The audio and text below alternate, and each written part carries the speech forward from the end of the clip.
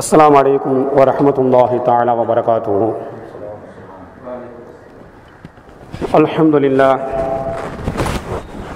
अल्हम्दुलिल्लाह नहमदुहु व नस्तईनुहु व नस्तगफिरुहु व नऊज़ु बिल्लाहि मिन शुरूरि अंफुसिना व मिन सय्यिआति अअमालिना मन यहदिहिल्लाहु फला मुदिल्ल लहु व मन युद्लिलहु फला हादिय लहु ونشهد أن لا إله إلا الله وحده لا شريك له ونشهد أن محمدا عبده ورسوله أما بعد فقد قال الله تعالى في القرآن العظيم وفي الفرقان المجيد أعوذ بالله من الشيطان الرجيم بسم الله الرحمن الرحيم إن الله يأمر بالعدل والإحسان وإيتاء ذي القربى وينهى عن الفحشاء والمنكر والبغي يعظكم لعلكم تذكرون صدق الله العلي العظيم. அளவற்ற அருளாளனும் நிகரற்ற அன்புடையனுமாகிய எல்லாமல்ல அல்லாஹ்வின் திருப்பெயரால் நமது வார்த்தைகளை ஆரம்பம் செய்கின்றோம். சாந்தியும் சமாதானமும் நபிகள் பெருமானார் ரசூலுல்லாஹி ஸல்லல்லாஹு அலைஹி வஸல்லம் அவர்கள் மீதும் அவர்களை பின்பற்றி நடந்த சத்திய சஹாபாக்கள், தாபியின்கள், தபா தாபியின்கள், குறிப்பாக நம் அனைவர்கள் மீதும் என்றென்றும் உண்டாகட்டுமாக. அன்பார்ந்த அல்லாஹுவின் நல்லடியார்களே, அருமையான பெரியோர்களே, உலகத்தில் அல்லாஹு தஆலா மனிதர்களுக்கு ஒவ்வொரு மனிதனுக்கும் ஒவ்வொரு திறமையை அல்லாஹ் கொடுத்திருக்கிறான். ஒருவருக்கு செல்வத்தை அல்லாஹ் கொடுத்திருந்தால் இன்னொரு மனிதனுக்கு அல்லாஹ் உடல் வலிமையை வழங்கியிருக்கிறான், மற்றொரு மனிதனுக்கு அல்லாஹ் கல்வியை வழங்கியிருக்கிறான். இப்படி ஒவ்வொரு மனிதனுக்கும் ஒவ்வொரு திறமையை, ஒவ்வொரு சக்தியை அல்லாஹ் கொடுத்திருக்கிறான். யாருக்கு என்னென்ன சக்தியை, வல்லமையை, திறமையை அல்லாஹ் தந்திருக்கிறானோ அவர்கள் தங்களுடைய திறமையை கொண்டு பிறர் நலம் பேண வேண்டும் என்பதை கடந்த வாரம் நாம் பார்த்தோம். பிறர் நலம் எப்பொழுது ஏற்படும், எவை இருந்தால் பொது நலம் ஏற்படும், என்னென்ன தன்மைகள், குணங்கள் இருந்தால் பிறர் நலத்தை நாம் பேணுவோம் என்பதை நாம் பார்க்க வேண்டும். ஒன்றாவது என்ன, அல்லாஹ் நமக்கு தந்த நியமத்தை நாம் எண்ணி பார்க்க வேண்டும். அல்லாஹ் கூட சொல்வான், அல்லாஹ் உங்களுக்கு வழங்கியிருக்கிற நியமத்தை, அல்லாஹ்வுடைய அருள் கொடையை நீங்கள் எண்ணினால் அது எண்ணி முடிக்க முடியாது என்று அல்லாஹ் சொல்லி காட்டுகிறான். இன்னொரு ஆயத்தில் வஃபி அன்ஃபுசிக்கும் அஃபலா துப்சிரூன், உன்னை நீனே சிந்திக்க வேண்டாமா, உனக்குள் ஏகப்பட்ட நியமத், அதிகமான அருள்குலைகள் இருப்பதை நீ பார்க்க வேண்டாமா, நீ சிந்திக்க வேண்டாமா என்றெல்லாம் அல்லாஹு தஆலா நம்மை பார்த்து கேள்வியை எழுப்புகிறான். இப்படியெல்லாம் அல்லாஹு தஆலா நமக்கு வழங்கியிருக்கிற நியமத்தை, அழகான கண்கள், அழகான காதுகள், அழகான கைகள், 2 கால்கள், அதே போன்று வேலை செய்வதற்குண்டான உடல் ஆரோக்கியம் எல்லாத்தையும் அல்லாஹ் நமக்கு தந்திருக்கிறான். அவன் தந்த அனைத்தும் அல்லாஹ்வுடைய நியமத்து தான். இவைகளை நாம் எண்ணி பார்த்தால் பிற நலம் பேணுதல் என்பது உருவாகும். எப்படி என்றால், நபிகள் பெருமானார் ரசூலுல்லாஹி ஸல்லல்லாஹு அலைஹி வஸல்லம் சொன்னார்கள், உலகத்தை பொறுத்தவரை, உலக வாழ்க்கையை பொறுத்தவரை உனக்கு கீழ் உள்ளவரை நீ பாரு, உலக வாழ்க்கையை பொறுத்தவரை உனக்கு கீழ் உள்ளவர்களை நீ பாரு. கண் உள்ளவர் கண் இல்லாத மனிதரை பார்க்க வேண்டும், கை உள்ளவர் கைகால் இல்லாத ஊனம் உள்ளவர்களை பார்க்க வேண்டும், அதே போன்று செவி உள்ளவர் செவி இல்லாத மனிதரை பார்க்க வேண்டும், பேசும் திறமை உள்ளவர் பேச்சாற்றல் இல்லாத மனிதரை ஊமையை பார்க்க வேண்டும். இப்படியெல்லாம் தனக்கு கீழ் உள்ளவர்களை பார்த்தால் அல்லாஹ் தந்த நியமத் உங்களுக்கு புரியும், அல்லாஹ்வுடைய அருள்கொடை உங்களுக்கு விளங்கும் என்று நபிகள் பெருமானார் ரசூலுல்லாஹி ஸல்லல்லாஹு அலைஹி வஸல்லம் சொல்லக்கூடிய ஹதீஸை பார்க்கிறோம். எனவே கண் உள்ளவர் நினைக்க வேண்டும், இவரை விட அல்லாஹ் நம்மை மேன்மையாக ஆக்கி வைத்திருக்கிறானே என்று நினைக்க வேண்டும். கைகால் உள்ளவர் கைகால் இல்லாதவரை பார்த்து நினைக்க வேண்டும், இவரை விட நாம் எவ்வளவோ பரவாயில்லை என்று நினைக்க வேண்டும் என்று இஸ்லாமிய மார்க்கம் சொல்லக்கூடிய ஹதீஸையும் அல்லாஹ்வுடைய வார்த்தையையும் நாம் பார்க்கிறோம். இப்படி அல்லாஹ்வால் தரப்பட்ட அருள் கொடைகளை, அல்லாஹ்வால் வழங்கப்பட்ட நியமத்துகளை நாம் நினைத்து பார்த்தால் பிறர் நலம் பேணுதல் என்பது நமக்கு ஏற்படும். அடுத்து என்ன, 2வது தன்மை என்ன, இரக்கம் காட்டுதல். கஷ்டப்படுவோரை பார்த்து, சிரமத்தில் இருப்பவரை பார்த்து, ஊனமுற்றவர்களை பார்த்து, வறுமையில் வாழக்கூடிய மனிதர்களை பார்த்து, அதே போன்று பலவிதமான இன்னல்களுக்கு உள்ளாக்கப்பட்ட மனிதர்களை பார்த்து இரக்கம் காட்ட வேண்டும். அப்படி இரக்கம் காட்டுதல் என்பது வந்தாலும் பிறர் நலம் பேணுதல் என்பதும் ஏற்படும். நபிகள் பெருமானார் ரசூலுல்லாஹி சொன்னார்கள், யார் மனிதர்கள் மீது இரக்கம் காட்டவில்லையோ அல்லாஹ் அவர்கள் மீது இரக்கம் காட்ட மாட்டான். ரசூலுல்லாஹ் சொன்னாங்க, யார் மனிதர்கள் மீது இரக்கம் காட்டவில்லையோ அவர்கள் மீது அல்லாஹ் இரக்கம் காட்ட மாட்டான். அப்ப யார் மனிதர்கள் மீது இரக்கம் காட்டுவார்களோ, அன்பு காட்டுவார்களோ, பிறர் மீது கருணை காட்டுவார்களோ, இவர்கள் மீது அல்லாஹ் கருணை காட்டுவான். இன்னைக்கு பாருங்க, லோகத்தில் பார்க்கும் எத்தனை மக்கள் வசதி இல்லாமல் வாடுகிறார்கள், வறுமையில் வாழ்ந்து கொண்டு இருக்கிறார்கள், சிரமத்தில் வாழ்ந்து கொண்டிருக்கிறார்கள். அந்த மனிதர்களை பார்க்கக்கூடிய நமக்கு இரக்கம் வருகிறதா? அவர்கள் மீது கருணை வருகின்றதா? இவர்களுக்கு உதவி செய்ய வேண்டும், கஷ்டப்படுகிறார், கடனால் கஷ்டப்படுகிறார், வட்டியால் வாடுகிறார் என்று இப்படி வட்டியால் வாழக்கூடிய மக்களை பார்த்து, வறுமையில் வாழக்கூடிய மக்களை பார்த்து நாம் இறக்கப்பட வேண்டும். ஆனால் இரக்கம் என்பது ஏற்படுகிறதா என்பதை நாம் எண்ணி பார்க்க வேண்டும். நபிகள் பெருமானார் ரசூலுல்லாஹி ஸல்லல்லாஹு அலைஹி வஸல்லம் அவர்கள் உடைய மனைவி ஆயிஷா சித்திகா ரலியல்லாஹு தஆலா அன்ஹா அவர்கள் வீட்டில் இருக்கிறார்கள். ஒரு அம்மா 2 பெண் குழந்தையை இடுக்கிக் கொண்டு யாசகம் கேட்டார்கள். 2 பெண் குழந்தையை இடுப்பில் வைத்துக் கொண்டு வீட்டிற்கு வந்து, ஆயிஷாவே எனக்கு ஏதாவது தாருங்கள், எனக்கு உதவி செய்யுங்கள் என்று கேட்டார்கள். அந்த அம்மாவுடைய நிலைமையை பார்த்த ஆயிஷா சித்திகா ரலியல்லாஹு தஆலா அன்ஹா அவர்கள் இறக்கப்பட்டார்கள். இறக்கப்பட்டு வீட்டில் இருந்த ஒரே ஒரு பேர்த்தம்பழம், வீட்டில் இருந்த ஒரே ஒரு பேர்த்தம்பழத்தை எடுத்து கொடுத்தார்கள். அந்த தாய் வாங்கி கொண்டு 1ஐ 2ஆக ஆக்கி தன்னுடைய இடுப்பில் இருக்கும் குழந்தைக்கு பிரித்து கொடுத்தார்கள். இந்த நிகழ்வு ஆயிஷா சித்திகா ரலியல்லாஹு தஆலா அன்ஹா அவர்களுக்கு மிகப்பெரிய ஒரு ஆச்சரியத்தை ஏற்படுத்தியது. அந்த அம்மா போயிட்டாங்க. சிறிது நேரம் கழித்து நபிகள் பெருமானார் ரசூலுல்லாஹி ஸல்லல்லாஹு அலைஹி வஸல்லம் வீட்டிற்குள் வந்தார்கள்.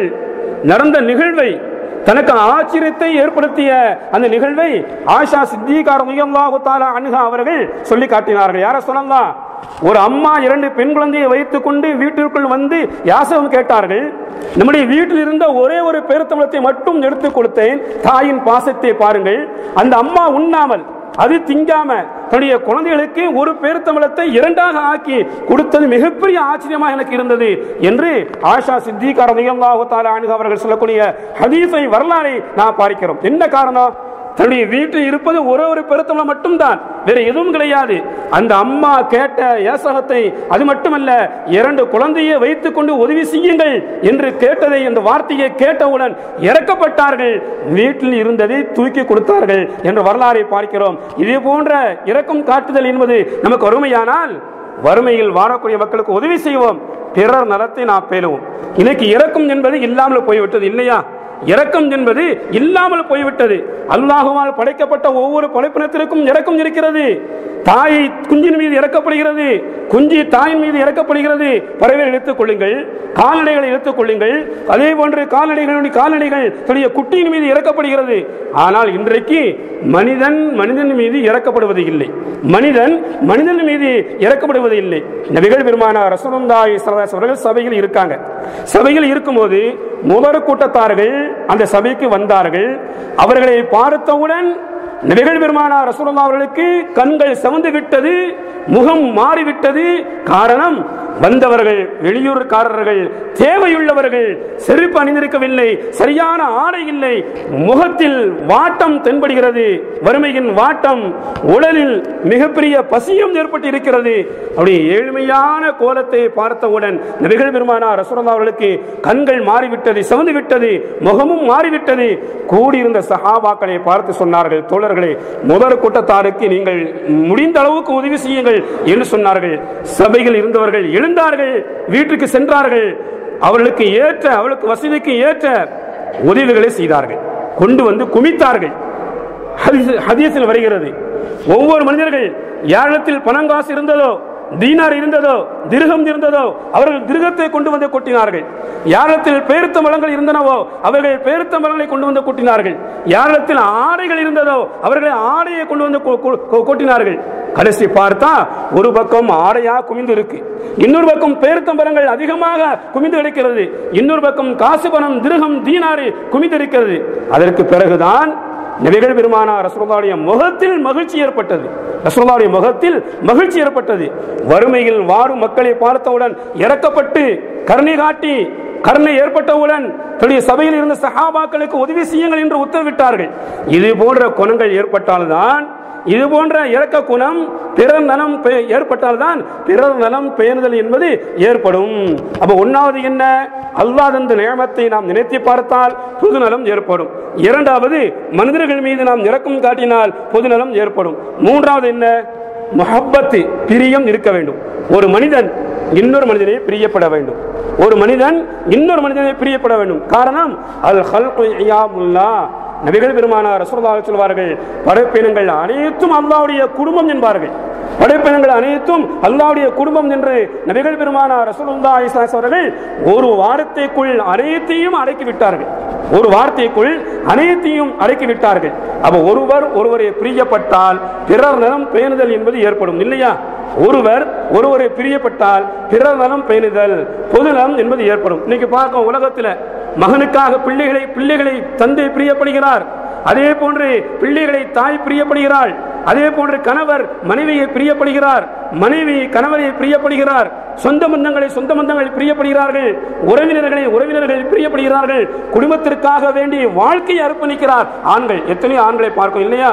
குடும்பத்திற்காக வேண்டி, மகனுக்காக வேண்டி, அதே போன்று மனைவிக்காக வேண்டி, குடும்பத்திற்காக வேண்டி வாழ்க்கையை அர்ப்பணிக்கக்கூடிய ஆண்களை பார்க்கிறோம். என்ன காரணம்? பிள்ளையின் மீது உண்டான பாசம், பிள்ளையின் மீது உண்டான ஒரு பிரியம், குடும்பத்தின் மீது உண்டான ஒரு பிரியம், மனைவியின் மீது உண்டான ஒரு பிரியம். இந்த பிரியத்தின் காரணமாகத்தான் தன் வாழ்க்கையை அர்ப்பணிக்கிறார்கள். இதே போன்றுதான் குடும்பத்தின் மீது பிரியம் இருப்பதே போன்று, பிள்ளையின் மீது பிரியம் இருப்பதை போன்று, மனைவி மக்கள் மீது பிரியம் இருப்பதை போன்று சமூகத்தின் மீதும் நேசமும் பாசமும் ஏற்பட்டால் அங்கு பிறர் நலம் பேணுதல் என்பது ஏற்படும். நபிகள் பெருமானார் ரசூலுல்லாஹ் சொன்னாங்க, வஜபத்தி முஹப்பதி. அல்லாஹ் சொல்வதாக ஹதீஸில் நபிகள் பெருமானார் ரசூலுல்லாஹ் சொன்னாங்க, வஜபத் முஹப்பதி, என் பிரியம் கடமையாகி விட்டது, என்னுடைய நேசம், என்னுடைய பாசம் வாஜிபாகி விட்டது. யாருக்கு தெரியுமா? லில் முஹாபீன ஃபிய்ய வல் முத்தஜாலிஸீன ஃபிய்ய வல் முத்தஸாரீன ஃபிய்ய வல் முன்ஃபிகீன ஃபிய்ய. யார் எனக்காக வேண்டி செலவழிக்கிறாரோ, யார் எனக்காக வேண்டி ஒருவருக்கொருவர் சந்திக்கிறார்களோ, யார் எனக்காக வேண்டி ஒரு நன்மையான மஜ்லிஸில் உட்காருகிறார்களோ, யார் எனக்காக வேண்டி பிரியப்படுகின்றார்களோ, நம்முடைய பிரியம், நம்முடைய செலவழித்தல், நாம் இருப்பது, நம்முடைய சந்திப்பு எல்லாம் அல்லாஹ்விற்காக வேண்டி இருக்குமையானால் ரசூலுல்லாஹ் சொன்னாங்க, எல்லாம் செலவு, நண்பரை சந்தித்தல், அதே போன்று சபையில் இருத்தல், அதே போன்று பிரியப்படுதல், இவைகளெல்லாம் அல்லாஹ்விற்காக வேண்டி இருக்குமையானால் ரசூலுல்லாஹ் சொன்னாங்க, அல்லாஹ்வுடைய பிரியம் அவர் மீது கடமையாக விட்டது, அல்லாஹ்வுடைய நேசம் அவர் மீது கடமையாக விட்டது என்று நபிகள் பெருமானார் ரசூலுல்லாஹி ஸல்லல்லாஹு அலைஹி வஸல்லம் சொல்லக்கூடிய ஹதீஸை பார்க்கிறோம். இந்த நேசத்தை தான், இந்த பாசத்தை தான், இந்த ஒரு குணத்தை தான் நபிகள் பெருமானார் ரசூலுல்லாஹி அவர்கள் சஹாபாக்களுக்கு மத்தியில் உருவாக்கினார்கள். மக்காவில் இருந்து மதீனாவுக்கு சென்றார்கள் சஹாபாக்கள், முஹாஜிரின்கள். மக்காவில் வாழ முடியாத சூழ்நிலை ஏற்படுகிறது. யாரெல்லாம் லா இலாஹ இல்லல்லாஹ் முஹம்மது ரசூலுல்லாஹ் கலிமாவை மொழிந்தார்களோ, அந்த மொழிந்தவர்கள் எல்லாம், இஸ்லாத்தை ஏற்றுக்கொண்டவர்கள் எல்லாம் மக்காவில் வாழ முடியாத சூழ்நிலை ஏற்பட்டு தன்னுடைய சொந்த வீடு, சொந்த இருப்பிடம், சொத்து பத்துக்கள் அனைத்தையும் இஸ்லாத்திற்காக வேண்டி தியாகம் செய்து அல்லாஹ்வுடைய உத்தரவுக்கு இணங்க நபிகள் பெருமானார் ரசூலுல்லாஹ் மீது உண்டான அன்பின் காரணமாக, பாசத்தின் காரணமாக மதீனாவுக்கு சென்றார்கள். எல்லாத்தையும் இழந்து வெறும் கையோட, நமக்கெல்லாம் வரலாறு தெரியும். அப்படி மதீனாவுக்கு சென்ற முஹாஜிரின்களை அன்சாரிகள் உதவி செய்தார்கள். முஹாஜிரின்களுக்கு அன்சாரிகள் உதவி செய்தார்கள். என்ன காரணம்? நபிகள் பெருமானார் ரசூலுல்லாஹ் அவர்கள் அன்சாரிகள் இடத்தில் பிரியத்தை ஏற்படுத்தினார்கள். எனவேதான் அன்சாரிகள் எல்லாம், மதீனத்து மக்கள் எல்லாம் மக்கா மக்களுக்கு தன்னிடத்தில் இருந்த இரண்டில் ஒன்றை கொடுத்தார்கள். ஒரு அன்சாரிடத்தில் 2 வீடு இருந்தால் ஒன்றை கொடுப்பார்கள். இதோ வைத்துக் கொண்டுகள், ஒன்றும் கவலைப்பட வேண்டாம், வீடு வாசல் எல்லாம் இழந்துவிட்டு, சொத்து சோதத்தை எல்லாம் இழந்துவிட்டு அல்லாஹ்விற்காக வேண்டி நீங்கள் வந்து விட்டீர்கள். எனவே நீங்கள் கவலைப்பட வேண்டாம், நீங்கள் துக்கப்பட வேண்டாம், எல்லாத்தையும் இழந்து வந்து விட்டோமே என்று நினைக்க வேண்டாம். என்னிடத்தில் 2 வீடுகள் இருக்கிறது, ஒன்றை நீங்கள் வைத்துக் கொள்ளுங்கள், ஒன்று எனக்கு என்று சில சஹாபாக்கள் சொன்னார்கள். இன்னும் சில சஹாபாக்கள் சொன்னார்கள், அன்பு தோழர்களே, முஹாஜிரின்களே, நீங்கள் மனைவியை இழந்து வந்திருக்கலாம், எனக்கு 2 மனைவி இருக்கிறார்கள், ஒன்றுக்கும் மேல் மனைவி இருக்கிறார்கள், ஒரு மனைவியை தலாக்கு விடுகிறேன், அந்த மனைவியை நீங்கள் மனமுடித்துக் கொள்ளுங்கள் என்றார்கள். அதே போன்று இடத்தில் 2 தோட்டங்கள் இருக்கிறது, என்னிடத்தில் 2 தோட்டங்கள் இருக்கிறது, ஒன்றுக்கு மேல் இருக்கிறது, ஒன்றை நீங்கள் வைத்துக் கொள்ளுங்கள் என்று மதீனத்து மக்கள் எல்லாம் மதீனத்து அன்சாரிகள் எல்லாம் முஹாஜிர்களுக்கு உதவி செய்தார்களே, வீட்டை கொடுத்தார்கள், தோட்டத்தை கொடுத்தார்கள், மனைவியை தலாக்கு விட்டு இந்த மனைவியை மனமுடித்துக் கொள்ளுங்கள் என்று சொன்னார்கள். என்ன காரணம்? அவர்கள் மீது இருந்த, அவர்களிடத்தில் இருந்த பிரியம் தான் காரணம், நேசம் தான் காரணம், அவர்களிடத்தில் இருந்த அந்த பாசம் தான் காரணம். இந்த பாசத்தை தான் நபிகள் பெருமானார் ரசூலுல்லாஹி ஸல்லல்லாஹு அலைஹி வஸல்லம் அவர்கள் ஏற்படுத்தினார்கள். அது எப்படிப்பட்ட மனிதர்கள்? வகுந்தும் அலா ஷஃபா ஹுஃபரத்தின் மினன் நார், நரகத்தின் விளிம்பில் இருந்த மக்களை, நரகத்தின் விளிம்பில் இருந்த மக்களுக்கு மத்தியில் இஸ்லாமிய மார்க்கத்தை எடுத்து சொல்லி சொல்லி ஒரு பிரியத்தை ஏற்படுத்தி எந்த அளவுக்கு தன்னிடத்தில் இருக்கும் 2 சொத்தில் ஒன்றை கொடுத்தார்கள் என்றால் எப்படிப்பட்ட ஒரு பிரியத்தை நபிகள் பெருமானார் ரசூலுல்லாஹி அவர்கள் ஏற்படுத்தி இருக்க வேண்டும் என்பதை நாம் எண்ணி பார்க்க வேண்டும். அல்லாஹ் சொல்வான், ஃபஅல்லஃப பைன குலூபிஹிம், அவருடைய உள்ளங்களுக்கு மத்தியில் பிரியத்தை நாம் போட்டோம் என்று அல்லாஹ் சொல்லி காட்டுவான். இப்படி எல்லாம் பிரியம் இருக்குமையானார் ஒரு சமூகம் இன்னொரு சமூகத்தின் மீது, ஒரு மனிதர் இன்னொரு மனிதன் மீது பிரியப்பட்டால் அங்க பிறர் நலம் பேணுதல் என்பது ஏற்படும், பிறர் நலம் பேணுதல் என்பது ஏற்படும். அடுத்த ரசூலுல்லாஹ் சொன்னாங்க, ஹலாவத்தில் ஈமான், ஈமானின் சுவை தெரியுமா? ரசூலுல்லாஹ் கேட்டாங்க. ஈமானுடைய சுவை இன்னைக்கு பாருங்க, பிரியாணியுடைய சுவையை தெரியும் நமக்கு இல்லையா? ஒரு கண்ணை கட்டிக்கிட்டு அது கண்டறியான குருடத்துல ஒரு முறுக்க கொடுத்து இது என்னன்னு கேளுங்க, இது முறுக்குன்னு சொல்லுவான். மிச்சரை கொடுத்து இது என்னன்னு கேளுங்க, மிச்சர்னு சொல்லுவான். இது அல்வா கொடுத்து இது என்ன அப்படின்னு கேட்டா அல்வா என்ன சொல்லுவோம், பூந்தி லட்டு தின்னு விட்டு சொல்லுவான் இல்லையா? கண் தெரியாத குருடத்தில் ஒரு பொருளை கொடுத்து விட்டு உண்ணுவதற்காக வேண்டி ஏதாவது ஒரு பொருளை கொடுத்து விட்டு இது என்ன என்று கேட்டால் சரியாக சொல்லுவான் கண் தெரியாத மனிதன். ஆனால் ஈமானில் பிறந்து ஈமானோடு இருக்கிற நாம், நமக்கு ஈமானுடைய சுவை தெரியவில்லை இல்லையா? ஈமானுடைய சுவை, ஈமானுடைய ருசி நமக்கு தெரியவில்லை. ஈமானுடைய ருசி அது எப்படி தெரியும்? எதனால் ஏற்படும்? ரசூலுல்லாஹ் சொன்னாங்க, ஸலாஸத்துன் மன் குன்ன ஃபீஹி, யாரிடத்தில் 3 தன்மைகள் இருக்குமோ, யாரிடத்தில் 3 தன்மைகள் இருக்குமோ, வஜத ஹலாவத்தில் ஈமான், அவர் ஈமானுடைய சுவையை அடைவார் என்று சொன்னார்கள்.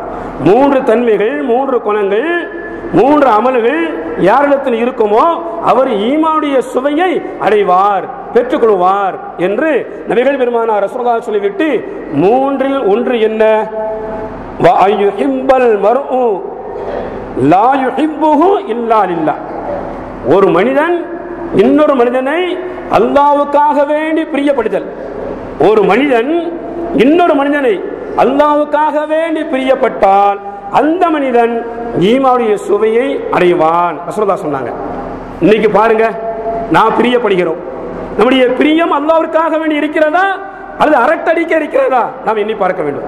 நம்முடைய பிரியமும் நேசமும் அல்லாஹ்வுக்காக வேண்டி இருக்கிறதா அல்லது கூத்தடிக்க, கும்மாளம் போட, அரட்டடிக்க நம்முடைய பிரியம் இருக்கிறதா என்பதை நாம் எண்ணி பார்க்க வேண்டும். நபிகள் பெருமானார் ரசூலுல்லாஹ் சொன்னதாக அபூ ஹுரைரா ரலியல்லாஹு தஆலா அவர்கள் அறிவிக்கிறார்கள்.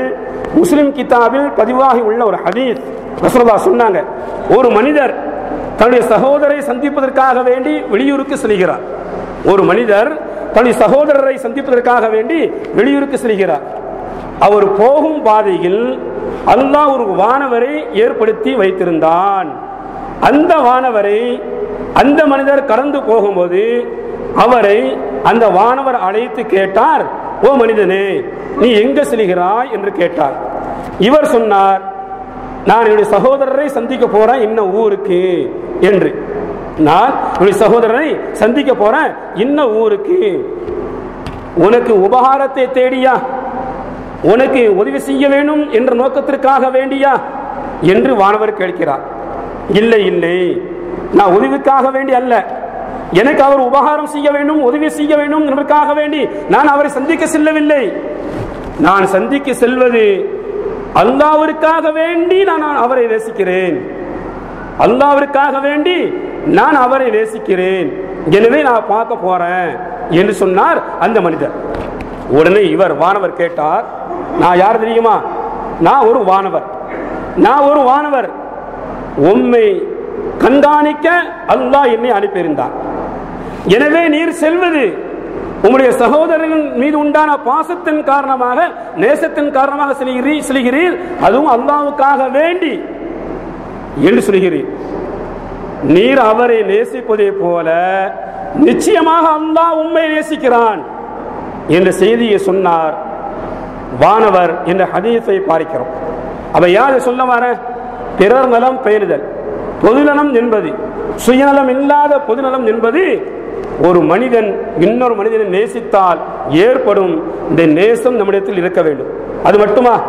இந்த மஹப்பத், இந்த பிரியம் இருந்தாலே போதும், சுயநலம் இருக்காது இல்லையா? அல்லாஹ்விற்காகவே நீ நேசித்தல் என்பது நம்மிடத்தில் இருந்தால் சுயநலம் என்பது இருக்காது. பொதுநலம் வந்துவிடும். பிறநலம் பேறுதல் என்பது உருவாகிவிடும், உருவாக்கப்பட்டு விடலாம். அடுத்து என்ன? நபிகள் பெருமானார் ரசூலுல்லாஹ் சொன்னாங்க, பாருங்க, ஒருவருக்கொருவர் அல்லாஹ்வுக்காக வேண்டி நேசித்தால் அல்லாஹ் தரக்கூடிய பரிசை பாருங்கள். மறுமையின் அரிசின் நிழலை அல்லாஹ் தருகிறான். 7 சாராருக்கு அல்லாஹ் அரிசின் நிழலை கொடுக்கிறான்.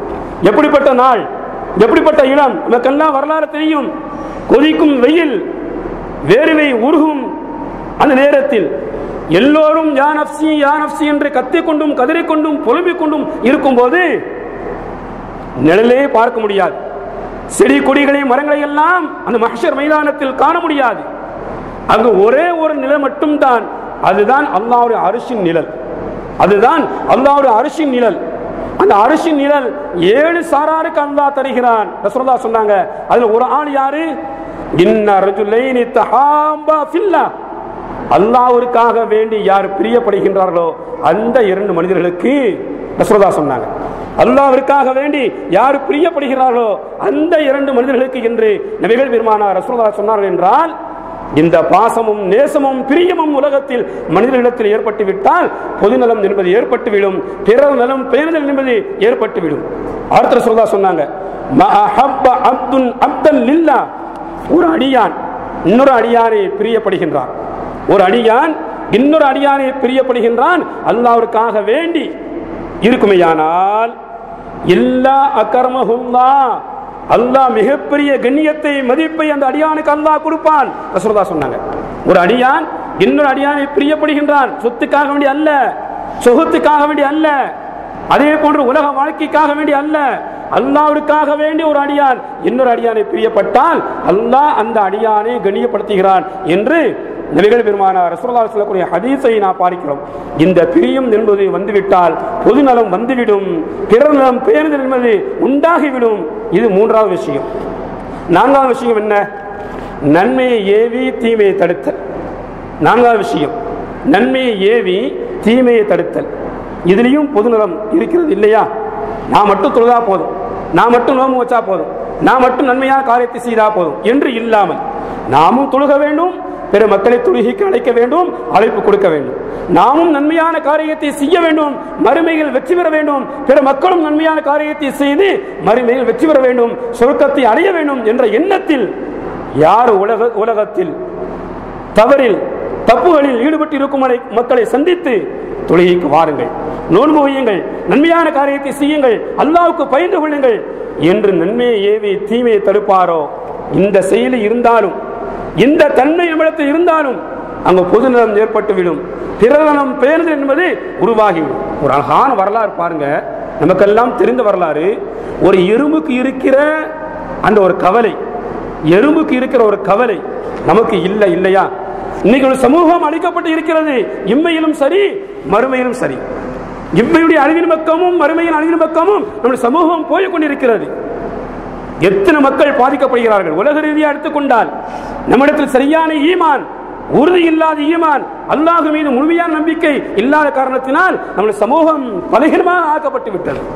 நபிகள் பெருமானார் ரசூலுல்லாஹ் சொன்னார்கள், ரசூலுல்லாஹ் சொன்னாங்க, ஒரு காலம் வரும், அந்த காலத்தில் பசி உள்ளவர்கள் சோத்து பானையை நோக்கி பாய்வதை போன்று எதிரிகள் என் சமூகத்தை நோக்கி பாய்வார்கள். ரசூலுல்லாஹ் சொன்னாங்க, பசி உள்ளவர்கள் உணவு பாத்திரத்தை நோக்கி பாய்வதை போன்று என் சமூகத்தை நோக்கி எதிரிகள் பாய்வார்கள், என்னுடைய சமூகம் அழிக்கப்படும் எதிரிகளால் என்று சொன்னபோது சஹாபாக்கள் கேட்டார்கள், யார ரசூலல்லாஹ், அப்ப ஈமான்தாரிகள் கம்மியா இருப்பாங்களா என்று கேட்டார்கள்.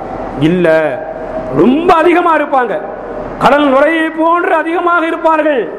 அதே போன்று கடல் நுரையை போன்று பலகீனமான ஈமான் உள்ளவர்களாக இருப்பார்கள். அப்ப ஈமான் லைஃப் ஆகிவிட்டால், பலகீனமாகிவிட்டால் எதிரிகள் நம் மீது சாட்டப்படுகிறார்கள். ஈமான் உறுதியாக இருக்குமையானால், ஈமான் இறைநம்பிக்கை உறுதியாக இருக்குமையானால் நம்முடைய ஈமானை பார்த்து எதிரிகள் பயப்படுவார்கள். எதிரிய உள்ளத்தில் அல்லாஹ் பயத்தை ஏற்படுத்தி விடுவான். பத்ரு யுத்தம் ஒரு சான்று இல்லையா? பத்ரு யுத்தம் ஒரு சான்று. எதிரிகள் அதிகமாக இருந்தாங்க. முஸ்லிம்கள் கம்பியா இருந்தார்கள், எதிரிகள் எல்லாம் பயந்தார்கள். பத்ர் யுத்தத்துடைய களத்தை வரலாறை படித்து பாருங்கள். எதிரிகளுக்குத்தான் எல்லாம் சாதகமா இருந்தது, எதிரிகளுக்குத்தான் எல்லாம் சாதகமா இருந்தது. இவரிடத்தில் எல்லாம் கம்பியாக இருந்தது. ஈமானை தவிர எல்லாம் கம்மி, குறைவு. ஈமானுடைய உறுதியை கண்டார்கள் எதிரிகள். ஈமானில் இருந்த அந்த நம்பிக்கையை பார்த்த எதிரிகள் ஆடினார்கள், ஓட்டம் பிடித்தார்கள், பத்ர் யுத்தத்தில் தோற்கடிக்கப்பட்டார்கள் என்ற வரலாறை நாம் பார்க்கிறோம். நம்மிடத்தில் ஈமான் பலகீனமாக இருக்குமேயானால் எதிரிகள் நம்ம மீது சாட்டப்படுவார்கள். எனவே பலகீனமான உள்ள ஈமான் உள்ளவர்களை நாம் சந்தித்து நாம் தொழுவதை போன்று அவர்களின் தொழுகும்படி ஏவ வேண்டும். நாம் நோன்பு வைப்பதை போன்று அவர்களை நோன்பு வைக்கும்படி நாம் தூண்ட வேண்டும். நாம் நன்மையான காரியங்களை செய்வதை போன்று அவர்களுக்கும் நன்மையான காரியத்தை ஏற்படுத்தி மறுமையில் வெற்றி பெற செய்வதும் பொது நலம் பேணுதல், பிறர் நலம் பேணுதல் என்பதற்கு அல்லாஹ் அழகான ஒரு சான்றை குர்ஆன் ஷரீஃபில் சொல்லி காட்டுகிறான். சுலைமான் நபி காலத்தில் சுலைமான் நபியும் அவருடைய பட்டாளமும் போய் கொண்டிருக்கிறார்கள். வரலாறு தெரியும் நமக்கு. ஒரு இடத்தில் எறும்பு கூட்டங்கள் மேய்ந்து கொண்டிருக்கிறது. எறும்புக்கு ஒரு தலைவி. அந்த தலைவின் தன் சமூகத்தை பார்த்து சொன்னது, ஓ எறும்பு கூட்டமே, சுலைமான் அவருடைய பட்டாளங்களும் வருகிறார்கள், நீங்கள் அவருடைய காலில் படுவதை அறியாமல் உங்களை மிதித்து விடலாம். உதுகுலு மசாக்கினக்கும், உங்களுடைய இருப்பிடத்திற்குள் நீங்கள் நுழைந்து விடுங்கள் என்று எறும்பின் தலைவின் தன் சமூகத்தை பார்த்து சொன்னதை கேட்ட சுலைமான் அலைஹிஸ்ஸலாத்து வஸலாம் அவர்கள் சிரித்தார்கள். ஃபதபஸ்ஸம பாஹிகம் மின் ஹவ்லிஹா, எறும்பின் சொல்லை கேட்ட சுலைமான் நபி சிரித்தார்கள் என்று அல்லாஹ் சொல்லி காட்டுகிறார். தன் சமூகத்தை அழிவிலிருந்து பாதுகாத்தது ஒரு எறும்பின் தலைவி, தன் கூட்டத்தாரை தன் இனத்தாரை பாதுகாத்தது ஒரு எறும்பின் தலைவி. இது அல்லாஹ் சொல்ல காரணம் என்ன? இதே போன்றுதான் உலகத்தில் வாழக்கூடிய ஒவ்வொரு மனிதர்களும், ஒவ்வொரு ஈமான்தாரியும், ஒவ்வொரு கலிமா சொன்ன முஸ்லிம்களும் இம்மை மறுமையில் ஏற்படக்கூடிய அழிவிலிருந்து தன் சமூகத்தை பாதுகாப்பது கட்டாய கடமை. குன்தும் கைர உம்மத்தின் உக்ரஜத் லின்னாஸ் தஅமுருன பில் மஅரூஃப் வ தன்ஹவுன அனில் முன்கர் வ துமினூன பில்லாஹ், நீங்கள் தான் சிறந்த சமுதாயம் என்று அல்லாஹ் சொல்லி காட்டுகிறான். மக்களில் வெளியாக்கப்பட்டவர்களில் நீங்கள் சிறந்தவர்கள் என்று அல்லாஹ் சொல்லிவிட்டு எதை வைத்து சிறந்தவர்கள் தெரியுமா? தஅமுருன பில் மஅரூஃபி வ தன்ஹவுன அனில் முன்கர் வ துமினூன பில்லாஹ், நன்மையை ஏவி தீமையை தடுக்கிறீர்கள், நன்மையை ஏவி தீமையை தடுக்கிறீர்கள், அல்லாஹ்வையும் நீங்கள் நம்பி இருக்கிறீர்கள் என்று அல்லாஹ் சொல்லி காட்டுகிறான். சிறந்த சமுதாயம் என்பதற்குண்டான சான்று ஆதாரம் 3. 1, நன்மையை ஏவுகிறீர்கள். 2வது, தீமையை தடுக்கிறீர்கள். 3வது, அல்லாஹ்வை நீங்கள் நம்பியிருக்கிறீர்கள் என்று அல்லாஹ் சொல்லி காட்டுகிறான். இந்த நன்மையை ஏவி தீமையை தடுத்தல், இந்த குணமும் இந்த பண்பும் இந்த செயலும் நம்மிடத்தில் இருக்குமையானால் பொது நலம் ஏற்படும், இல்லையா? பொது நலம் ஏற்படும், பிறர் நலம் பேணுதல் என்பது ஏற்படும். அடுத்து என்ன? 5வது, நீதம் இருக்க வேண்டும். உலகத்தில் வாழக்கூடிய மனிதனிடத்தில் நீதம் இருக்க வேண்டும். குறிப்பாக முஸ்லிம் சமூகத்தில் நீதம் இருக்க வேண்டும். இன்னைக்கு நீதி, நீதம், நேர்மை என்பது செத்து விட்டது, மூத்தாகி விட்டது, பார்க்கிறோம் இல்லையா? மூத்தாகி விட்டது. நீதம் இருக்கிறதா? இவரெல்லாம் ஒரு முஸ்லிமா? இவர்களெல்லாம் கலிமா சொன்னவர்களா? இவர்களெல்லாம் இஸ்லாத்தில் உள்ளவர்களா என்ற கேள்வி எழுப்பத் தோன்றுகிறது. நம்முடைய மக்கள் செய்யக்கூடிய செயலை பார்த்து, நம்முடைய மக்களுக்கு இருக்கும் நீதிக்கு மாற்றமான செயலை பார்த்து இவன் ஒரு முஸ்லிமா? அல்லாஹ் ஆசைப்படுகிறான். யா அய்யுஹல்லதீன ஆமனு தகுல்லாஹ் ஹக்க துகாத்திஹி வலா தமூதுன்ன இல்லா வ அன்தும் முஸ்லிமூன், இறை நம்பிக்கையாளர்களே என்று அல்லாஹ் செல்லமாக அழைத்து முற்றிலும் அல்லாஹ்விற்கு பயந்து நடங்கள் என்று அல்லாஹ் சொல்லிவிட்டு நீங்கள் முஸ்லிமாகத்தான் மரணிக்கணும். பாருங்க, நல்ல படிப்பா, நீ நல்லா வருவ, படிப்புல கவனம் செலுத்துப்பா, வாழ்க்கையில முன்னேறினா, பிள்ளைகள் மீது பெற்றோர்கள் பாசம் வைத்து என் அன்பு மகனே என்று அழைப்பதை போன்று ஈமான் கொண்ட மக்களை பார்த்து அல்லாஹ் அழைக்கிறான், இல்லையா? யா அய்யுஹல்லதீன ஆமனு, இறை நம்பிக்கையாளர்களே நீங்க அல்லாஹ்வுக்கு பயந்துடுங்கள் என்று அல்லாஹ் சொல்லிவிட்டு உங்களுடைய மரணம், உங்களுடைய மௌத்து முஸ்லிமாகத்தான் இருக்கணும், அல்லாஹ்வுக்கு கட்டுப்பட்டு நடக்கிறதான் இருக்கணும் என்று அல்லாஹ் சொல்கிறான். என்றால் எந்த அளவுக்கு அடியார்கள் மீது அல்லாஹ்வுக்கு பாசம், எந்த அளவுக்கு அடியார்கள் மீது அல்லாஹ்வுக்கு பாசம் நாம் நினைத்துக் கொண்டிருக்கிறோம். தொழுது விட்டால் உண்மையான முஸ்லிம், நோன்பு வைத்து விட்டால் உண்மையான முஸ்லிம், கொஞ்சமான ஜகாத்து கொடுத்து விட்டால், தர்மங்கள் கொடுத்து விட்டால் நான் உண்மையான முஸ்லிம், அவன் முஸ்லிமா மௌத்தா போயிடனா என்று எதெல்லாம் செய்ய வேண்டும் என்று இஸ்லாம் சொல்லியிருக்கிறதோ அவைகளெல்லாம் செய்ய வேண்டும். எவைகளெல்லாம் செய்யக்கூடாது என்று இஸ்லாம் சொல்லியிருக்கிறதோ அவைகளை விட்டும் தவிர்த்து நடக்க வேண்டும். எல்லாத்திலும் நீதம். என்று சொல்ல போனா அநீதி அழைத்தல் என்பது பிறருக்கு, அநீதி அழைத்தல் என்பது பிறருக்கு நாம் செய்யக்கூடிய துரோகம் இல்லையா? அநீதி என்பது பிறருக்கு நாம் செய்யக்கூடிய துரோகம். யார் நம்மால் பாதிக்கப்பட்டார்களோ அவர்கள் மன்னிக்காதவரை அல்லாஹ் மன்னிக்க மாட்டான். இரண்டு விஷயம் உண்டு மார்க்கத்தில். ஹுகூகுல்லாஹ் ஹுகூகுல் இபாத். அல்லாஹ்வுக்கு செய்ய வேண்டிய கடமைகள், அடியானுக்கு செய்ய வேண்டிய கடமைகள். அடியான் அல்லாஹ்வுக்கு செய்ய வேண்டிய கடமைகளில் குறைகள் வைத்து விட்டால் அந்த அடியான் அல்லாஹ்ட்டை முறையிடும் போது, அல்லாஹ் நான் தொழுகையில குறை வச்சிட்டேன், நான் நோன்பில் குறை வைத்து விட்டேன், நான் ஜகாத்தில் குறை வைத்து விட்டேன், நான் சதகாவில் குறை வைத்து விட்டேன், என் பாவத்தை மன்னித்து விடு அல்லாஹ் என்று அல்லாஹ்வுக்கு செய்ய வேண்டிய கடமைகளில் குறைகள் வைத்து அடியான் அல்லாஹ்விடத்தில் பாவ மன்னிப்பு கேட்டால் அல்லாஹ் மன்னித்து விடுவான். அடியானுக்கு தீங்கு செஞ்சு அநீதம் அழைத்து, அல்லாஹ் இந்த மனிதனுக்கு நான் தீங்கு செஞ்சுட்டேன், நீ மன்னிச்சிரு என்றா, போடா, என் அடியான் மன்னிக்காத வரைக்கும் நான் எப்படி மன்னிப்பேன்? நீ எனக்கா தீங்கு செஞ்ச? அல்லாஹ் கேட்பான். நீ எனக்கா தீங்கு செஞ்ச? நீ தீங்கு செஞ்சது இந்த என்னுடைய அடியானுக்கு, இந்த அடியான் மன்னிக்காதவரை நான் மன்னிக்க மாட்டேன், அல்லாஹ் சொல்லி விடுவான். நபிகள் பெருமானார் ரசூலுல்லாஹ் சொன்னாங்க, நாளை மறுமை நாளில் மூட்டை மூட்டையா சில பேர் நன்மையோடு வருவாங்க. நோம்பு மூட்டை, நோன்புடைய நன்மை மூட்டையா இருக்கும், தொழுகையின் நன்மை மூட்டையா இருக்கும், சதக்கா நன்மை மூட்டையா இருக்கும். ஆக எல்லா நன்மைகளையும் கொள்ளையடித்து மூட்டை மூட்டையாக சுமந்து கொண்டு வந்து நிற்பார். இந்த மனிதன் கடைசி பார்த்தீங்கன்னா எல்லா நன்மையும் இழந்து மூட்டை மூட்டையா பாவங்களை சுமந்து கொண்டு நரகத்துக்கு போவான். எப்படி என்றால், இந்த மனிதனால் உலகத்தில் பிறருக்கு பாதிப்பு ஏற்பட்டிருக்கும். இந்த மனிதன் உலகத்தில் வாழும் போது பிறருக்கு அநீதம் அளித்திருப்பான். இவனால் பாதிக்கப்பட்ட அத்துணை மக்களும் மறுமையினாலே அல்லாஹ் இந்த மனிதன் என்னை திட்டி விட்டான், என்னை ஏசி விட்டான், என் சொத்தை பறித்து விட்டான், எனக்கு தீங்கு செய்து விட்டான், மனம் நோகும்படி பேசிவிட்டான் என்று இவனால் பாதிக்கப்பட்டவர்கள் எல்லாம் அல்லாஹ்விடத்தில் முறையிடுவார்கள். நன்மையை ஃபுல்லா அல்லாஹ் வாங்கி பாதிக்கப்பட்டவர்களுக்கு கொடுத்து விட்டு அடுத்து இன்னும் சில பேர் முறையிடுவாங்க. நன்மை இவன் இருக்காது. முறையிட்டவர்களிடத்தில் இருந்த பாவத்தை எல்லாம் வாங்கி, இந்த நீ கொண்டு வந்த நன்மைக்கு பகரமா பாவத்தை சுமந்து கொண்டு போ நரகத்துக்கு என்று அல்லாஹ் சொல்லுவான். போ நரகத்துக்கு என்று அல்லாஹ் சொல்லுவான். அப்ப ஏன் சொல்ல வர? நீதம் இருக்குமையானால், உலகத்தில் வாழக்கூடிய மனிதனிடத்தில் நீதம் இருக்குமையானால், நேர்மை இருக்குமையானால் பிறர் நலம் பேணுதல் என்பது ஏற்படும், பொது நலம் என்பது ஏற்படும். அது குறிப்பாக முஸ்லிம் சமூகத்திடத்தில் நீதம் இருக்க வேண்டும், நேர்மை இருக்க வேண்டும். அல்லாஹ் சொல்கிறான், இன்னல்லாஹ யஅமுரு பில் அத்லி வல் இஹ்சான்.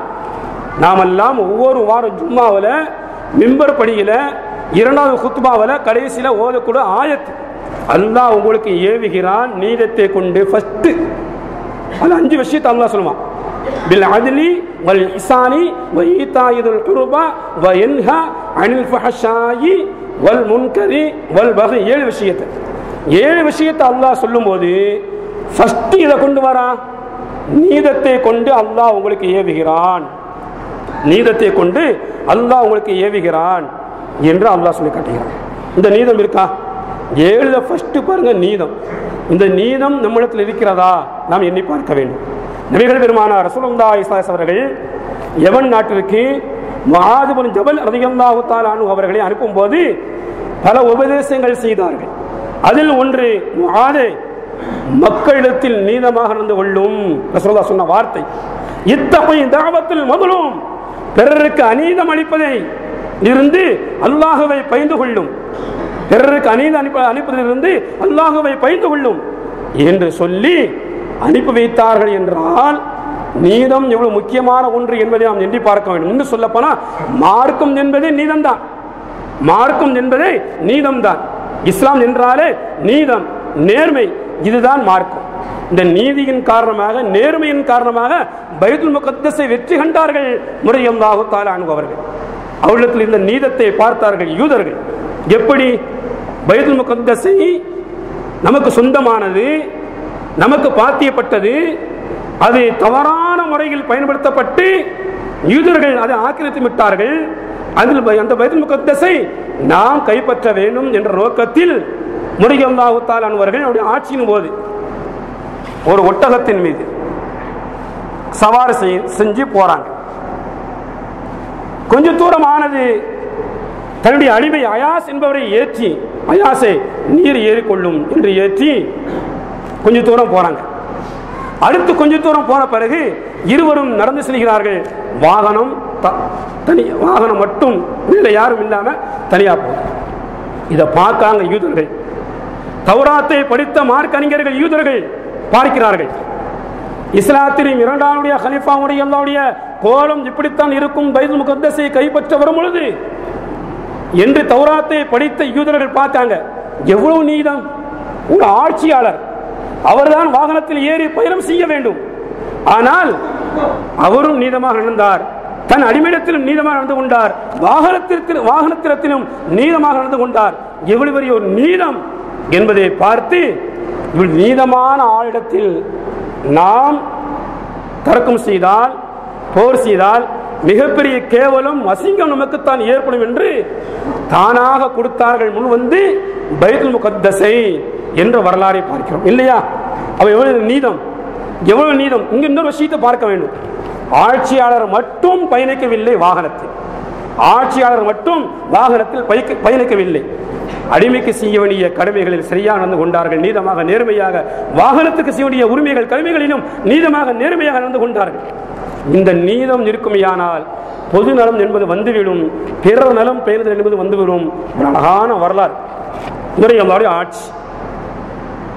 ஒரு யூதர் அலி அல்லாஹு தஆலா அவர்களுக்கு எதிராக வழக்கு தொடுத்தார் கலிஃபாடத்தில் ஒரு விஷயமாக. உடனே அலி அல்லாஹு தஆலா அன்ஹு அவர்களை உமர் அவர்கள் அழைத்து வர சொன்னார்கள்.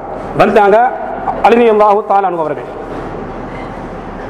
இருந்தாங்க. பக்கத்தில் யூதர் நிற்கிறார். உமர் அல்லாஹ் சொன்னாங்க, யா அபல் ஹசன்,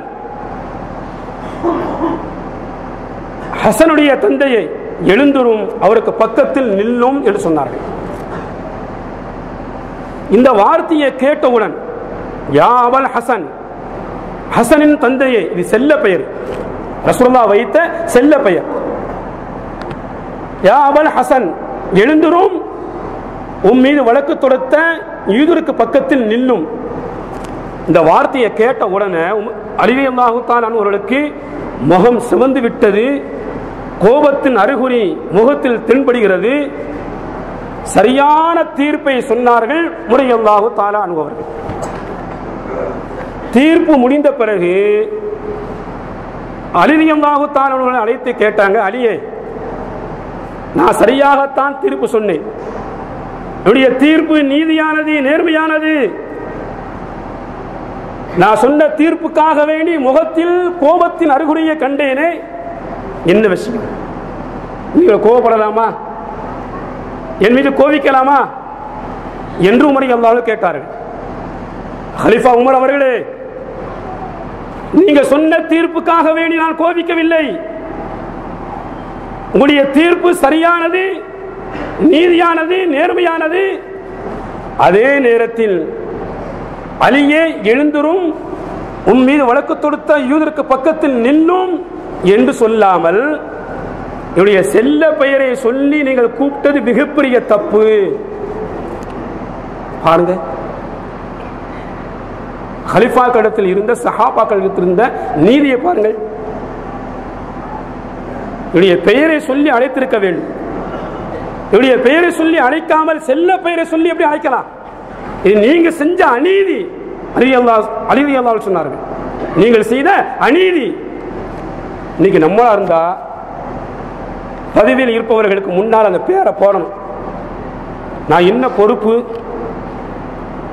நான் என்ன பொறுப்பு, எனக்கு என்ன பதவி, எனக்கு என்ன தகுதி, அந்த பெயரை சொல்லல. எழுதி தந்து வாசிக்காம விட்டாலும் ஏன் சொல்லவில்லை கேள்வி இல்லையா? எழுதி தந்து வாசிக்காமல் விட்டாலும் ஏன் சொல்லவில்லை கேள்வி. இது நம்மிடத்தில் இருக்கிறது. அதே போன்று பாருங்க, இன்னொரு வரலாறு. உமர் ரலியல்லாஹு ஆட்சியின் போது எகிப்து நாட்டின் கவர்னர் அம்ர் இப்னு ஆஸ் ரலியல்லாஹு தஆலா அன்ஹு, பொதுவாக பதவியில் இருப்பவருடைய பிள்ளைகளுக்கும் சில சேட்டைகள் இருக்கும் இல்லையா? நம்ம வாப்பா தலைவர், நம்ம வாப்பா ஊர் தலைவர், நம்ம தந்தை அமைச்சர், நம்முடைய வாப்பா நம்முடைய அத்தா எம்எல்ஏ, ஏதாவது முக்கியமான பொறுப்பில் இருந்தா பிள்ளைகளுக்கு கொஞ்சம் திமிரு இருக்கும், பார்ப்போம். இதே போன்று எகிப்து நாட்டின் கவர்னர் அம்ர் இப்னு ஆஸ் ரலியல்லாஹு தஆலாவுடைய மகனார் நம்முடைய வாப்பா கவர்னரா இருக்காங்க என்ற எண்ணத்தில் ஒரு இராணுவத்தை சார்ந்த ஒரு மனிதரை அடித்து நைய புடைத்து, அது மட்டுமல்ல மொட்டையும் போட்டுவிட்டார். அந்த மனிதர் தன் முடியை எடுத்துக்கொண்டு ஒரு பையில போட்டுக்கொண்டு நேர மதீனாவுக்கு வந்து கலீஃபா ரலியல்லாஹு முன்னால முடிய போட்டு, எகிப்து நாட்டின் கவர்னர் அம்ர் இப்னு ஆஸ் ரலியல்லாஹு மகனின் செயலை பாருங்கள், என்னை அடித்தது மட்டுமல்ல முட்டையும் போட்டு விட்டார், சரியான நீதி வேண்டும் முறையிட்டார் பாதிக்கப்பட்டவர். ரலியல்லாஹு அன்ஹு அவர்கள் கவர்னரின் மகனை மட்டும் அழைக்கவில்லை, கவர்னரையும் அழைத்து, உமக்கு இருக்கும் பதவியின் காரணமாகத்தான் உடைய மகன் இவ்வாறு செய்திருக்கிறான் என்று தந்தையை கண்டித்து விட்டு கடுமையாக சாடி பேசிவிட்டு பாதிக்கப்பட்டவருக்கு ரலியல்லாஹு சொன்னாங்க, உன்னை அடித்ததை போன்று இவரை அடித்து மொட்டை அடி. ரலியல்லாஹு சொன்னாங்க. எவ்வளவு சரியான ஒரு நீதம்.